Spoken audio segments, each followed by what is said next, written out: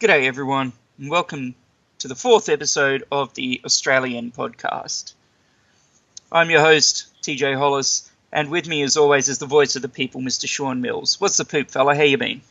Mate, I've been fantastic. I mean, we should inform our viewers that we are both fantastic because we went and saw Guns N' Roses. Yes, and that was a hell of an experience. Wasn't it? So, just last week. Yeah, so that's why we're a bit late on this episode, but, you know, Guns N' Roses with Slash and Axl together. You know, hell froze over, they came. You know, it was great. And here's the most amazing thing. They started the show on time. They started the show on time. That blew my mind. Just like... Dead on 8:15 and Axl's on stage. Yep. I'm pretty sure it's the earliest he's woken up in about 20 years. Probably. If he was awake, he was a bit sort of quiet between songs. It was a bit weird, but, you know, it sounded good though. Oh, it sounded absolutely amazing. Mm. That man has lost nothing. Yeah, so to all the naysayers, you're wrong. He rocks. Absolutely. Anyway, we should probably get to what some of the topics for today's show. Now, before we start, though, I just wanted to do a little bit of housekeeping just between us and you, the listener. We're going to be playing around a little bit with the format over the next couple of shows. We kind of figure it's early days.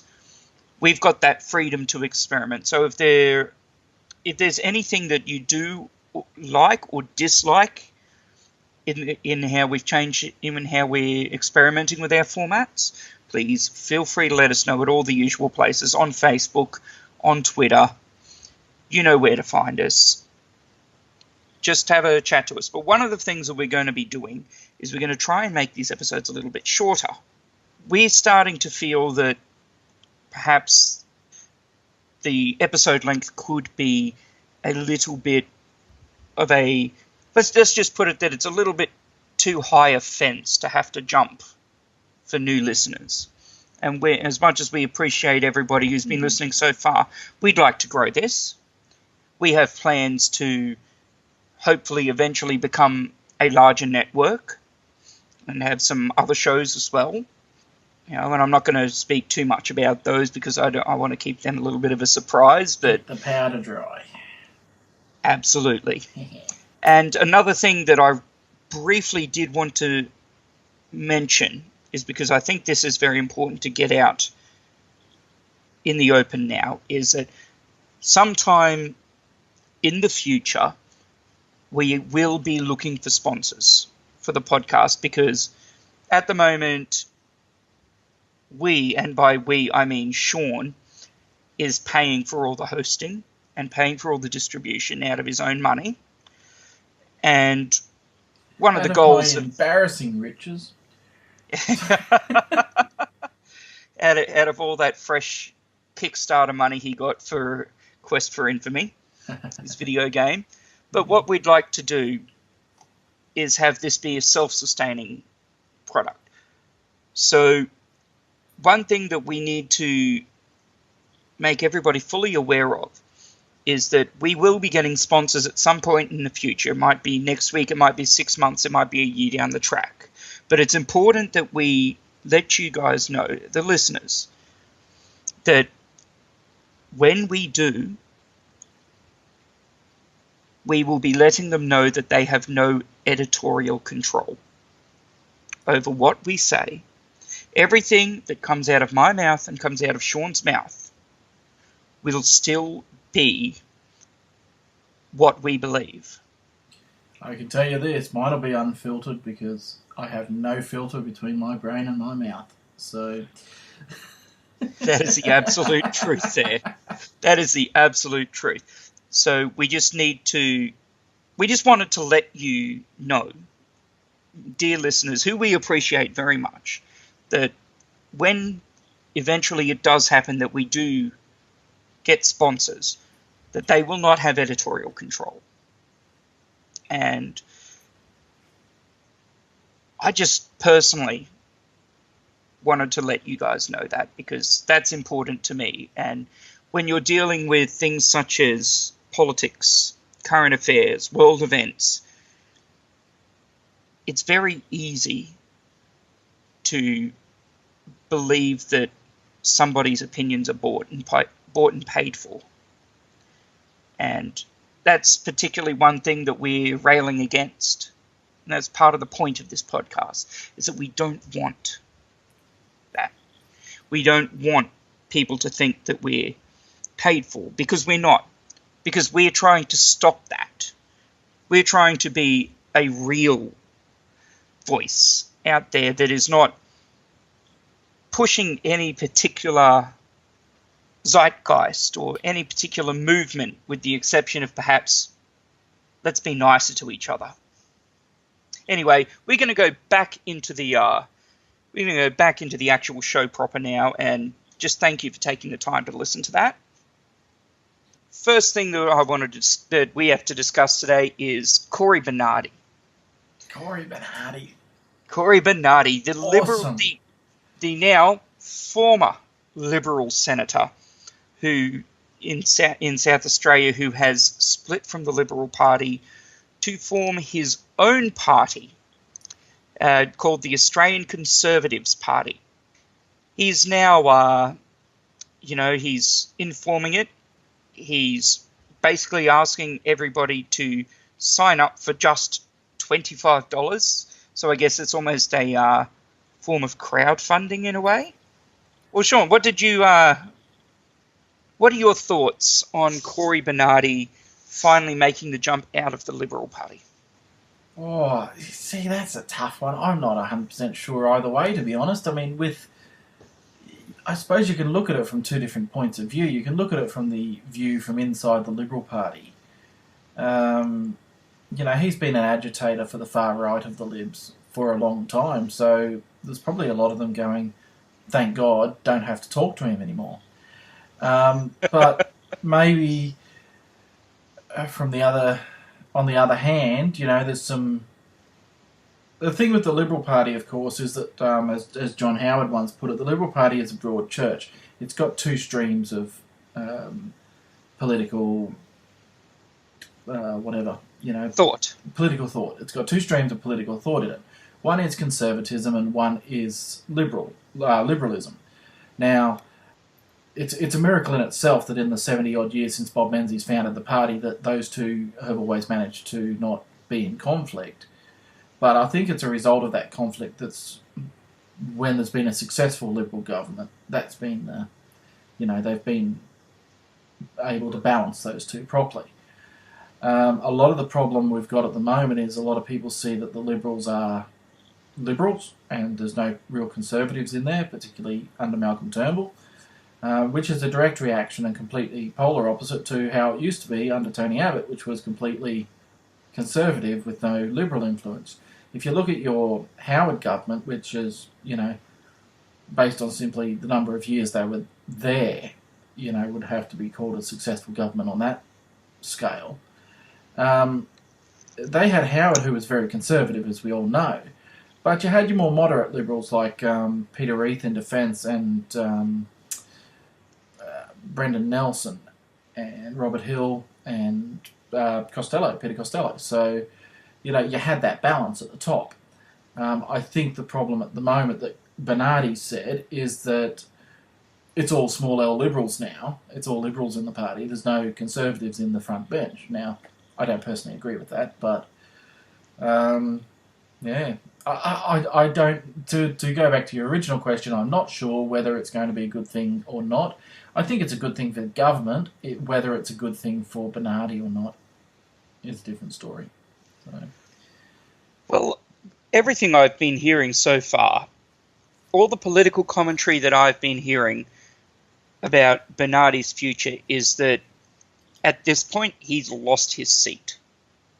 Possibly. In doing this, he has made himself... He has split his power base up so much that he is now pretty much unelectable for the Senate. And this one quote from Monash University political expert Dr. Nick Economou, and I hope I'm pronouncing that right. I think this very much sums it up for me. He said, he, meaning Cory Bernardi, I quote, got nothing to say to voters who might be disillusioned with the major political parties and would consider voting for Pauline Hanson or Jackie Lambie or Nick Xenophon or Darren Hinch, who are classic populists, end quote. I think the difference is I don't think Bernardi's a populist. Whereas he's absolutely not a populist. So I think... He's a born to rule. Maybe. I don't know if I agree with that. I don't really know the guy well enough or, have seen that much of him, to be honest. I mean, you hide away in the Senate. It's not many senators that we actually, pay any attention to. That is true. The grand scheme of things. So his party will live or die on how many lower house seats he can win at the next election, if any. How many can he run in? There's 150 seats. Can he get 150 people to run? Is he going to have the problem of the small, far conservative parties of Australia where, one falls down, the next one pops up, it falls down, the next one pops up, and it's the same people that support them each time around and around and around. They jump from Palmer to One Nation to, the Australian Liberty Alliance to Qatar to One Nation again, and now are they going to jump across to Bernardi, or is he going to be able to talk to conservative voters who would normally vote Liberal? You see, there's a lot of question marks over whether he's going to be able to do it. He might, South Australia. This is something we said earlier, isn't it? South Australia's a bloody weird state when it comes to the Senate. So they that is true. They've had a lot of... Not weird in a judgmental or in a bad sense, but weird in a... They seem to vote... They go off script. Differently. Yeah. Like, we'd expect one thing to happen, and then all of a sudden it's completely out of left field or completely out of right field. I mean, what are there? 12 senators per state, and they've got 3 independents in the Xenophon people at the moment. South Australia is the home of Family First, which I guess, again, you would have to say is a conservative party, although Xenophon, I would say, is more towards the middle. I mean, they were the home of the Democrats for a long time, Meg Lees, people like that. So, there's a lot of different people in the Senate down there. They don't tend to just vote for the 2 major parties or the 2 major parties and the Nats. So, absolutely. The old parties, maybe, better way of putting it. So here's my big question for Cory Bernardi is,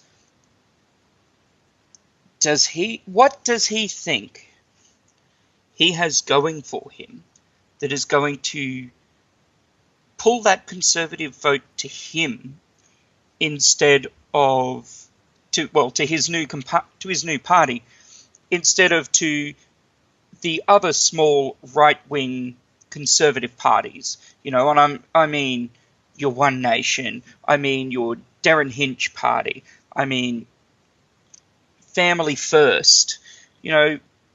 What does he have? What does he have that separates him, that separates his party? What is their image apart from we're conservative and in his case, I'm angry? Because basically, that's all we've really seen from him in the last 2 or 3 years, is here's this guy jumping up and down, angry at things. Yep. Angry at his own party most of the time. Angry at his own party. Not just that. Angry that people in his party and not in his party don't agree with him on absolutely everything. Because that is how he comes across to the public. To the public that aren't his conservative faithful. Yeah. And do you think there's something that's going to separate them? No. Make them float above? Absolutely not. I don't think there is at the moment, except that there's no... Okay, I guess what it is with Bernardi is that he doesn't, at the moment anyway, have anything in the general electorate that make people uneasy about it as a party, as the Conservatives, Australian Conservative Party, as he's calling it. Which I believe in itself. Sorry to interrupt you there. You're right. But I believe just in itself, calling it the Australian Conservative Party is a very, very smart move on his behalf. Oh yes, it's just marketing. To keep it. It's keeping his name out of it, and there are a lot of people out there who might be conservatives, but think that he's on the crackpot end of conservative. Yeah. Who wouldn't touch him? Wouldn't right. touch that party if knew it was him. Continue. It sounds like a real party, in the way that some of the others don't, because they have a person's name attached to them. And just my own personal opinion, I really always double think about voting for Katter's Australia Party, because I'm not voting for Bob Katter. So when Bob Katter resigns from, or retires or whatever, in the future at some point, what happens to the rest of the party? Is it still Katter's Australian Party, or whatever it is, the Katter Party? Or do they change their name? Or do they just dissolve? Exactly. And I think there's a bit of that. There's a bit of Katter's seen as a maverick. He will, shoot off at the mouth and, let people know what he's thinking, rightly or wrongly, depending on your point of view, I suppose. But Pauline Hanson has a lot of things in her catalogue over the last few years, last couple of decades of, things that she's said that will cause just normal conservative voters in the electorate to go, yeah, don't agree with that, Palmer, same deal. All these minor parties seem to have that. Family First have the stigma of being attached to a specific denomination of a church. And whether rightly or wrongly, perception is everything. Bernardi doesn't have that. Australia, as you said, the name is very important. That's a big saving factor for it. The Australian Conservatives don't have any of that attached to it at the moment. They're not a name brand party as in someone's name. They're just the Australian Conservatives. So people who identify themselves as a Conservative and vote for the coalition at the moment might be persuaded. It's all up in the air though, Absolutely. Who knows? Indeed. So, well, let's quickly move on to our next topic. Mm-hmm. And this one hopefully should be quite a brief one, is President Donald Trump. Still getting my tongue around that one. President Donald Trump recently called attention to a terrorist attack in Sweden that never happened. Mm-hmm. Can I just defend Trump here for a second, because I actually hate to do this. I hate to do this, but I will defend Trump here. Absolutely. Please feel free. Sorry, I'm going to take a deep breath and steady myself for this. He was quoting an article that Fox News had published. So he was just quoting an article that was out there, which was subsequently pulled or corrected or whatever they want to call it. So that's what he did. Of course, being Trump, he just doubled down on the BS. So, that's the part where I'm not defending him. But his initial statements were based on media reports from a national media organisation, which were wrong. That said, bit of fact-checking out of the White House wouldn't have gone astray. So, a quick phone call to the Swedish embassy, maybe, or, I don't know, Google. Something like that. A quick phone call to Google. Yeah, I'll have to remember that one. Oh, a quick Google search, or, a quick whatever, Oh, I don't know. Ring someone over there. You've got a ambassador over there, I'm sure. So, anyway, that's Trump. But even in itself, we all make mistakes. Even presidents and prime ministers make mistakes. However, what worries me here is how he handled it. Once being told that nothing happened last night here in Sweden, his reaction was to double down and to turn around and start completely attacking everything to do with Sweden's immigration. Yeah. Because he doesn't agree with the policies. Well, it's classic bullying deflection, isn't it? Absolutely. I'm not going to win on this, so I'm going to bully you in this way. Absolutely. But one thing that it has brought us, one little piece of joy that it has brought us, like so many things that have happened over Trump's election campaign and his first month and a bit of presidency, we got to hear the truth come out in a fairly amusing little way. Max Carlson, who this week has the lovely job of operating the official @Sweden Twitter account. So this is Sweden's official Twitter account. Sat down and broke apart everything Trump has been saying line by line. I love this. And this is absolutely fantastic. So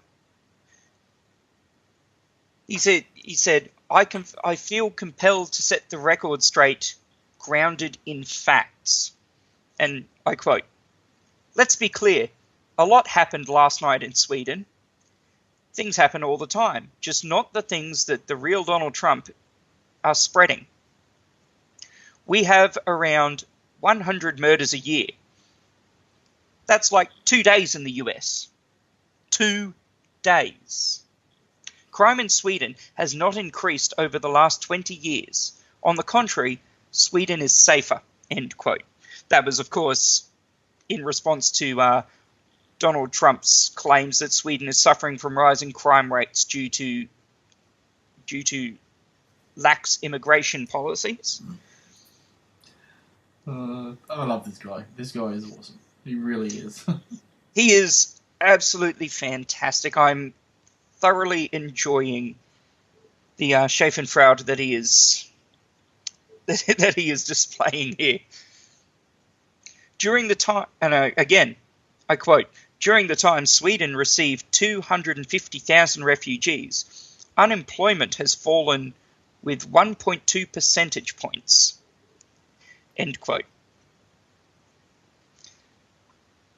And I just thought that this was, if anybody hasn't read these, please go onto Twitter, look at @Sweden, that's @SWEDEN, and just enjoy whatever side of politics you're on.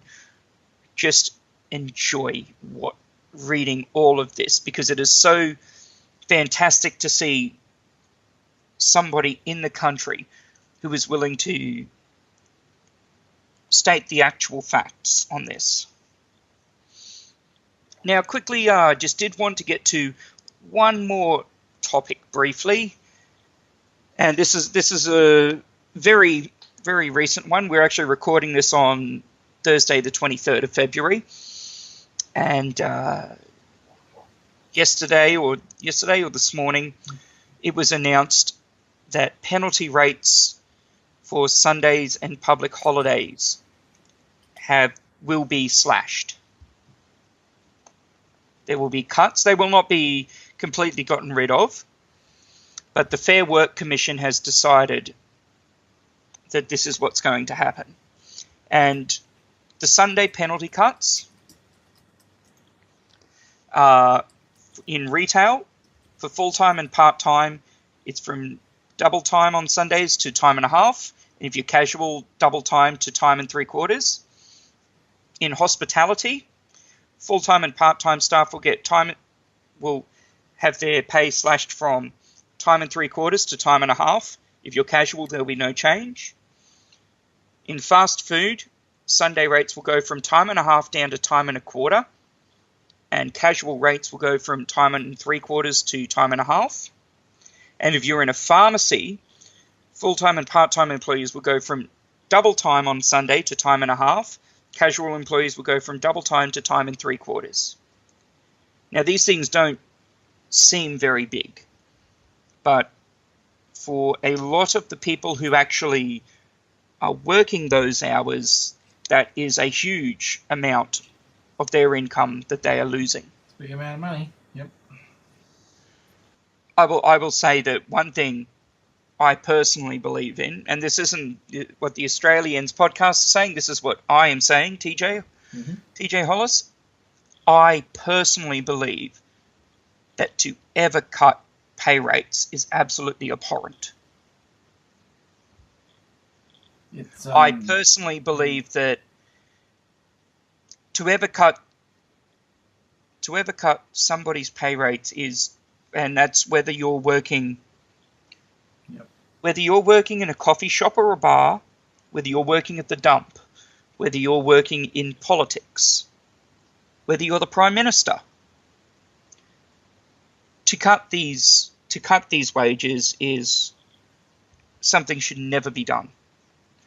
Because I personally believe that this is just a very lazy way of trying to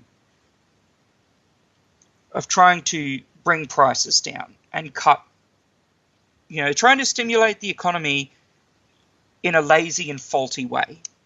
Because this is very good for small businesses. Don't get me wrong. And I had a friend of mine asking me earlier this evening, he sent me a message asking, could I explain how this could be good for anybody and why it was decided. And the truth is, this is going to be great for small businesses because they're going to get more profit out of it. These sorts of decisions are made by people who are saying, well, if they don't have to pay employees as much, they can bring their prices down so more people will come into the stores and buy things because it's cheaper. But the problem is that never happens. That never actually happens. When the cost to make the cup of coffee goes down, do you know who gets that? The small business owner gets that.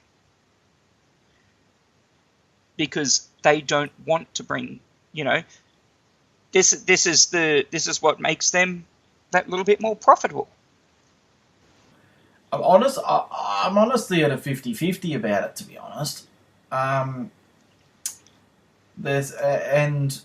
I'm going to put a pin in the politics of this and just talk about the actual ruling itself. This ruling came out of the Fair Work Commission, which is an independent commission that was tasked 3 years ago to decide about Sunday leave loading.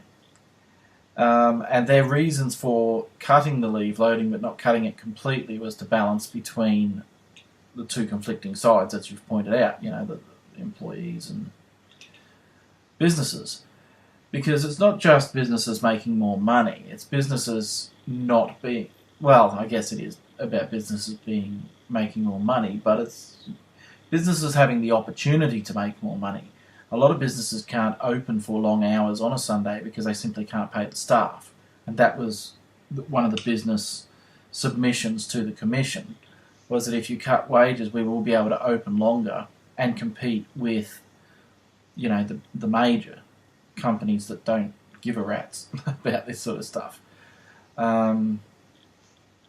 So on that side of it, I understand where they're coming from. On the other side of it, if I was losing $6,000 a year or $5,000 a year out of my wage, I'd probably be pretty pissed off. So,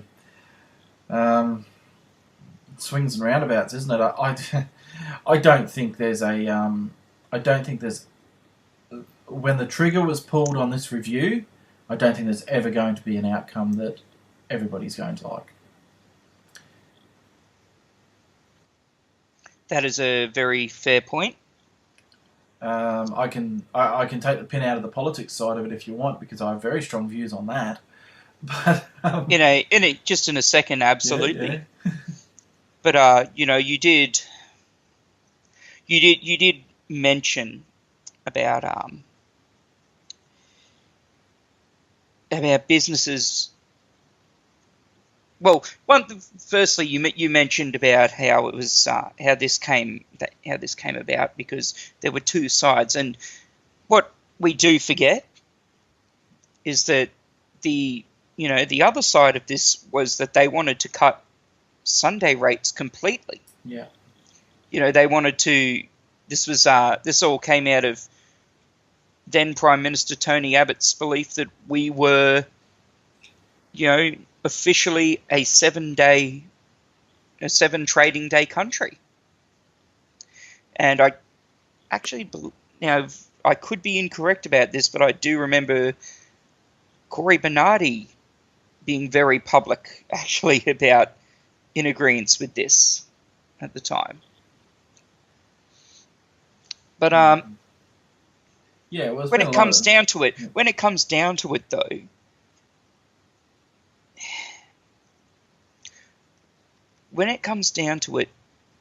these are the people who are getting affected by this are the people who they're the only people working these days, because we are not a 7-day trading country. We do not have banks open 7 days. We do not have, if you have legal issues, if you have to deal with finance, a lot of your white collar jobs are still 9 to 5, Monday to Friday. So are your blue collar jobs. A lot of your blue collar. It's really only retail and food service that we're talking about at the end of the day. Look, 7-day trading bothers me in the first place. I don't see any reason why we need everything open all the frickin' time. But and it's a self-fulfilling prophecy as well. It's a self-fulfilling prophecy. The more you're open, the more it's going to be used, because people are working different hours because they're now open longer hours, so that they then need to go to the shops at hours that they're not working, so therefore you need to open at those times. So it's a ball that keeps rolling and rolling and rolling. There just needs to be a decision made somewhere that says, no, we're not going to open past, whatever. I am one of the people who absolutely is the reason why 7-day trading needs to be a thing. Because for me, as somebody who works not only odd hours, weekends, night shifts, for those who don't know, I work as a musician. I also work schedules that mean I'm not able to go to the stores a lot of the time during the week. Or if I am, it has to be at late hours of the night. For me, having 7-day trading is an absolute must. But how's that any different for someone who works 9 to 5 back in the old days when we were only open 9 to 5? It's not different. It's just that now there's the opportunity for those people, because back in that time when we didn't have 7-day trading, we had a culture that was one income households. No, that's true. That was based around the wife stayed home and she did all the shopping. And thankfully not thankfully that it's pretty much you have to be a two income household these days. But thankfully we're not in the days where women didn't work, because it is absolutely fantastic to see more women in the workforce. But that's come with it that we now need to have places be open. Shopping centres need to be open. If you want to have a prosperous economy now, and especially now that internet shopping is a thing, and that it is so much cheaper for me to buy something on the internet and have it imported from China or from the USA or from Britain. It is so much easier for a lot of things I want to buy to just do that in the middle of the night. As far as as far as non-food, non-perishable items. So we have to have the 7-day trading. It needs to be a thing. But in saying that, there still needs to be a recognition that the people who are working these days are the ones who are really giving up. They're the ones who are giving up time with loved ones, time with friends, time with family. Yeah, they're still getting recognised though. And I mean, I'm really playing devil's advocate here, but they are still getting recognised. It's only dropped but it's only dropped from 200% load into 150% a lot of the time. Look, it's as I said, I don't think there was ever going to be a good answer to this.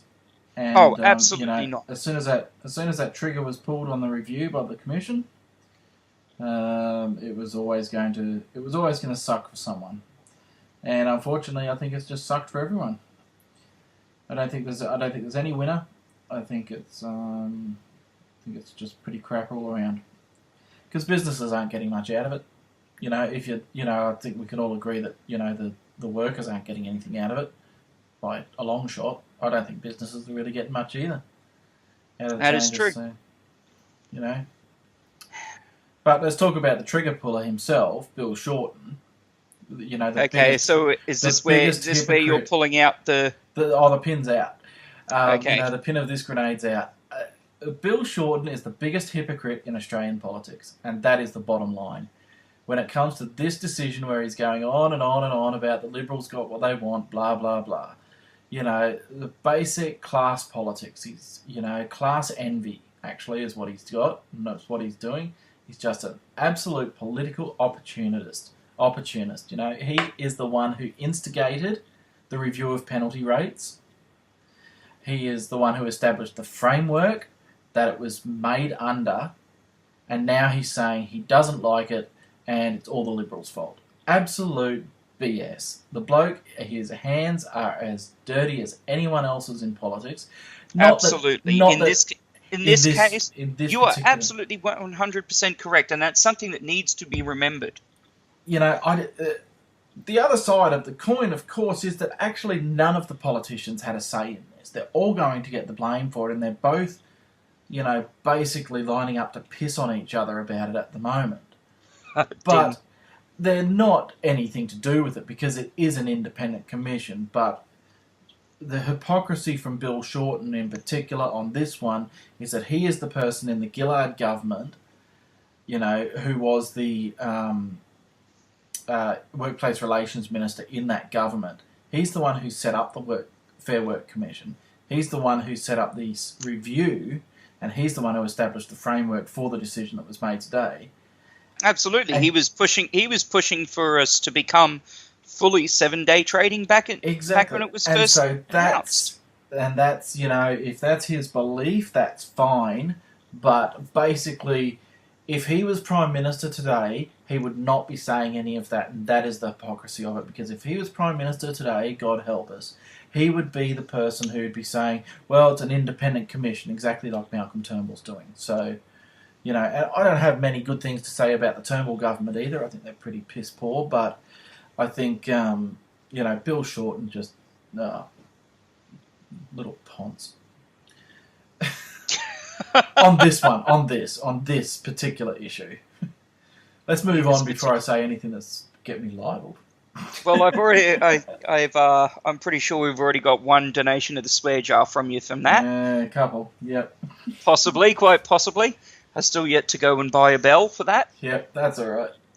But anyway, we're actually a sound effect on it. we're coming up to our time for this episode. As I said at the beginning of the episode, we wanted to start making things a little bit shorter. Yep. And we hope that you guys have that everybody who's listened is still with us and enjoyed something, or at least found something that they could either think about or get a little bit cranky on if you didn't enjoy it.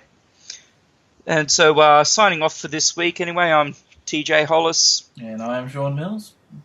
And we're the AustrAlien Podcast. Sean, would you like to tell everyone where they can get a hold of us? Get onto us on Facebook, on Twitter, any of the social media. And What's the Twitter handle, Sean? The Twitter handle is @AustrAlien Pod. That's Australian with an E, not an A. So AustrAlien Pod, Pod.